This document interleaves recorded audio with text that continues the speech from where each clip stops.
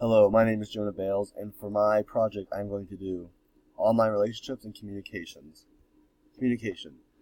So the first part about online relationships and communication is teenagers are have to deal with a lot of more different stuff than people had to back in the day. They have to deal with like technology and all that stuff. So one way to have to keep up a relationship is to keep their communication open and honest. Remind them that they are always available to talk as our school staff or friends, parent, caregiver. Talk about what's private. Teens may differ with the parents and what they view as private and what's okay to share. But remind them that intimate posts or messages can be copied and shared with thousands of other people in an instant. Don't dismiss digital talk.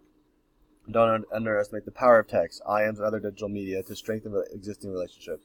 Teen relationships often move fluidly from online to off. And there's also an issue in the world with online bullying or cyberbullying. So what are some things you can do to help it out?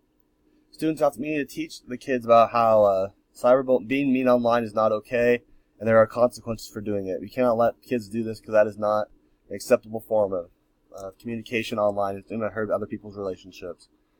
And that's my project on relationships and communication.